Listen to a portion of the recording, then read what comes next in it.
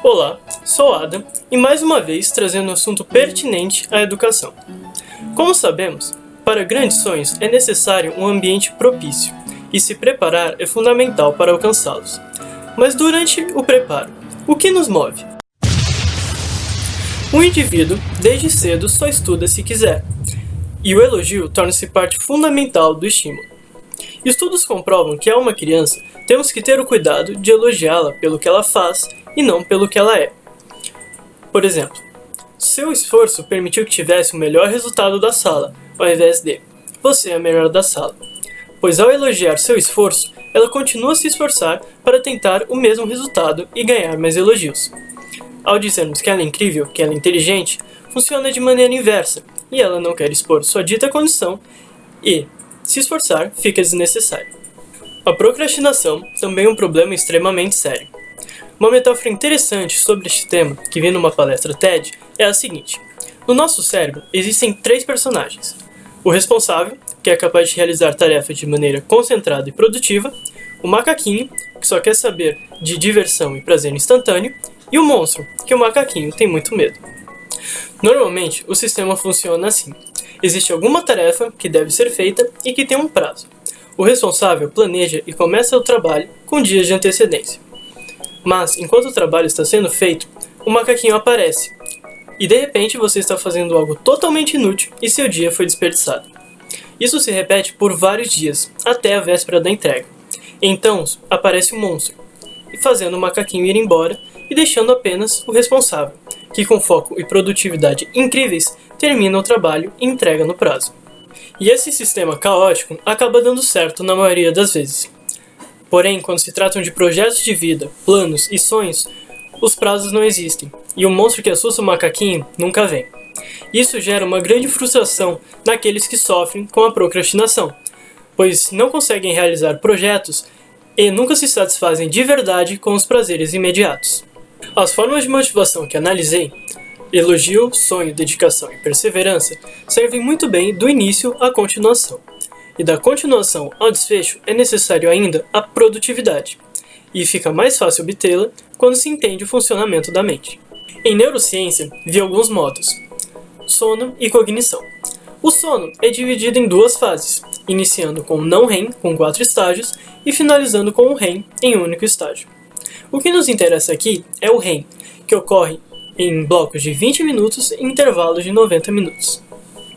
Nesse estágio, dentre outras funções, ocorre a consolidação da memória, ou seja, dormir bem, mais ou menos 8 horas de sono, torna mais produtivo o nosso dia de estudo.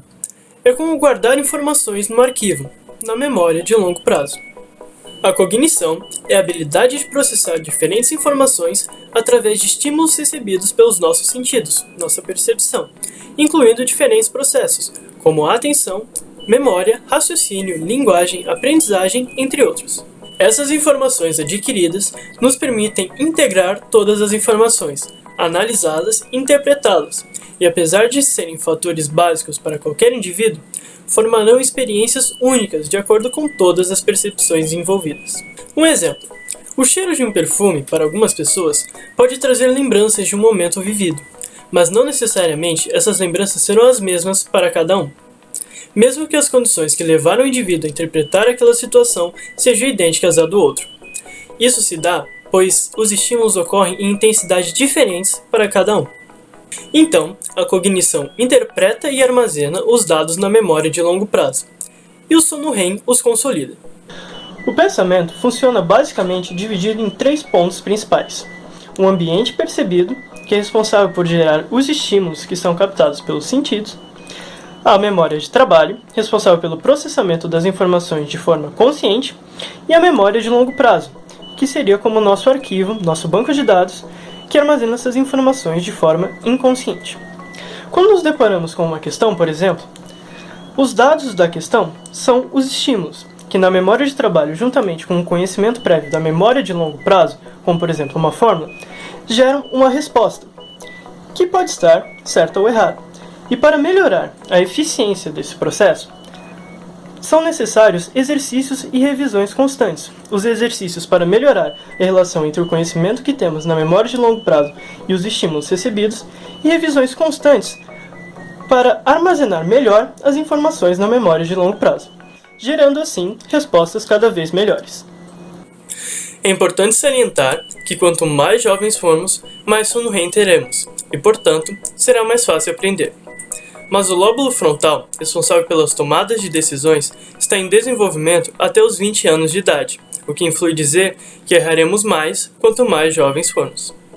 O nosso cérebro gosta de perceber a realidade, como por exemplo paisagens, sabores, etc., e encontra dificuldade em pensar, que é trabalhoso e às vezes cansativo, mas gosta de vencer desafios. E sabemos que errar e se dedicar são partes fundamentais da aprendizagem. Temos que aprender e assimilar as informações através de tentativa e erro. Vivemos num país em desenvolvimento e jovem em sua democracia, incorrendo no trágico fato de termos nosso governo tomado por grandes empresas, que financiam nossos políticos, gerando corrupção, que por sua vez acarreta em graves problemas sociais, como o analfabetismo funcional em grande parte da população, como se percebe claramente nos resultados do PISA. Dado esse contexto, ações humanitárias são cada vez mais necessárias, principalmente em educação. Espero que esse vídeo os ajude no processo de alcançar seus sonhos. Até mais!